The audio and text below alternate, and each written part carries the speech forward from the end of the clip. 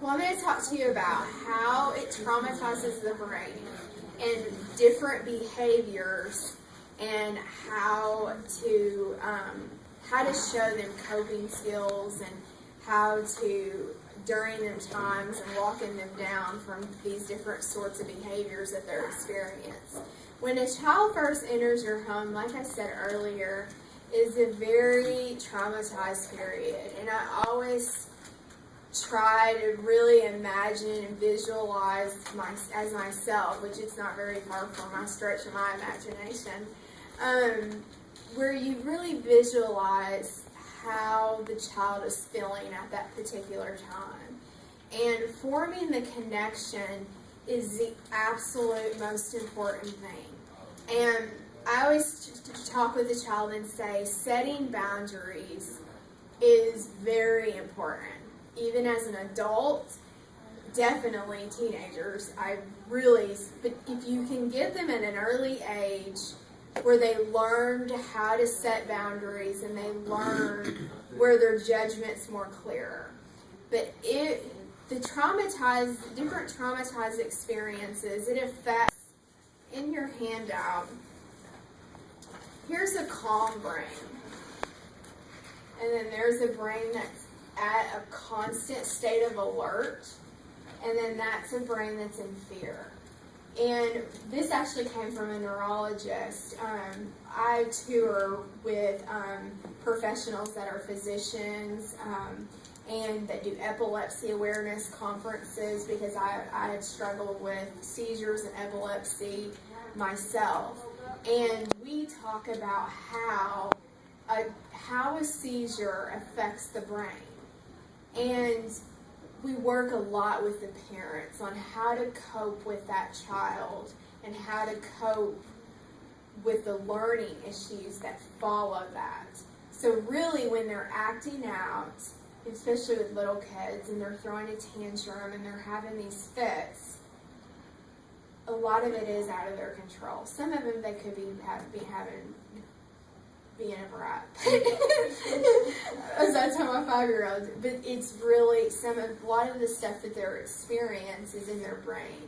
And the chemistry of it, they don't know any other way to express themselves. So what I say at every conference, I have over 25,000 kids on my caseload that I speak to. Some are in large arenas, a lot of them are in group home facilities, and we're in 12 different states, and I tell the foster families, the group home facility people, the child needs to have a voice, regardless of how old they are.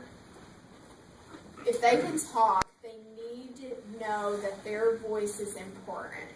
So when you're creating that connection, you really let them do most of the talking. Like, just for instance, I have a little girl, she's 17-ish, in the Memphis area, that I was talking to a couple of different little girls, and she's like, when I grow up, she's like, I'm going to age out of the system. I only have another year in a group home, and I'm going to be a prostitute. And I said, I didn't judge her, and I think she's super sweet, and I see her heart. I see the beautiful crystal. I don't see the labels.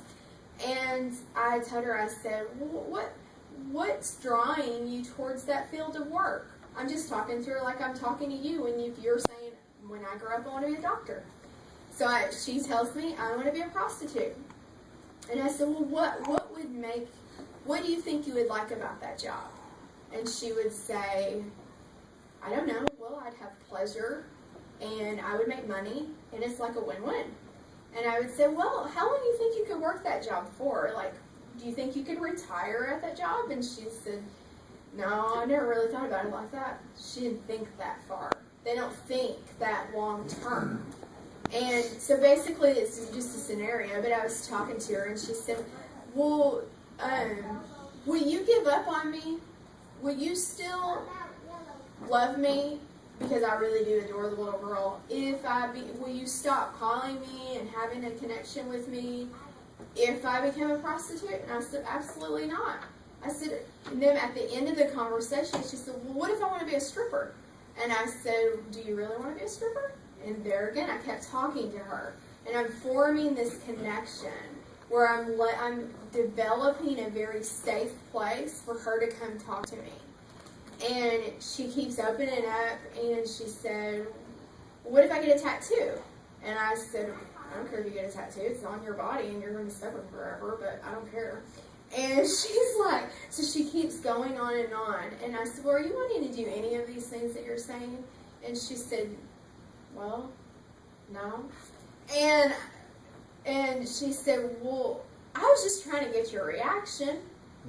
And she said, so you won't give up? She said, well, by the time of our conversation, she said, I'm tired. I can't think of anything else that I can test you with where you would give up on me. And I said, absolutely not. You know, I'm there for you. You know, I have your back. And she said, I said, do I think there would be serious consequences if you became a prostitute? Absolutely. You already feel wounded and used and abused. You would feel even more used and abused. And she said, but I didn't start off that. I let her talk herself out of it. Like, she just kept coming at me with all these things that she was going to do. I didn't say that till later. She had already talked herself out of it by the time I said, I really don't think that's the right path for you. You feel used, abused. You don't need to go that route. She said, well, I wasn't going to anyways. I was just making sure you're still going to be there for me. So with the children, like, they're not thinking long term.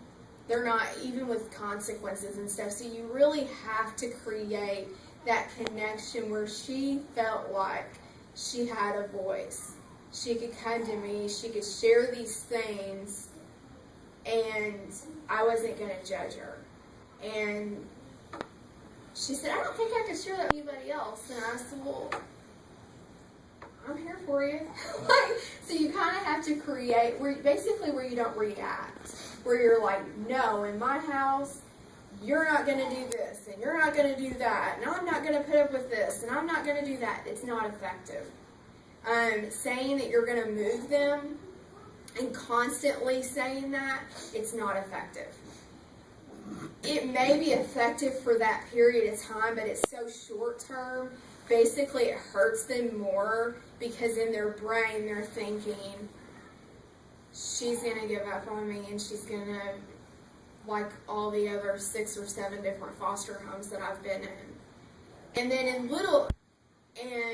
really different traumas at different ages, especially with nightmares.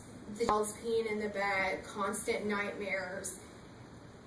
That's stemming from something that had happened in their early years. So during them crying episodes and all of that's their way of expressing. And even like, and another thing that I say, where make your schedule where it's predictable, where they know we got school, we got this, where everything is so structured that they can predict their day. And they may, especially little children, which even my son does this. Like, we're on our way to Florida, and he'll say, when are we going to be at the beach? And he's asked me that for the past week. So try not to tell them way ahead of time when you're going to do something that's a reward system, because like it's a constant, you want to be able with parenting where you can, and I always say, like, I try to use the word yes more than I say no. That's huge with kids, especially foster kids. Where if he said, like my son for instance, if he says, Mommy, can we go to the park? Can we go to Toys R Us? If I can't go to Toys R Us that day, I will say, well, Ryan, you know we only go to Toys R Us on Fridays after you get home from school and after you make sure you don't get your crown pulled, because that's a behavior system that the school enforces. You know we'll go to Toys R Us then, and I'm really excited about going to Toys R Us. Like, what kind of toy are you going to pick out? and then we'll start talking about, and I'm really engaging him in what he's gonna pick out, what toy, and how. So then I already set that up. Instead of saying no, like I try as much as possible, try not to, and it's so hard to stay in time. I mean, not to say no. Like, no means no. And no doesn't mean let's negotiate. And so basically, so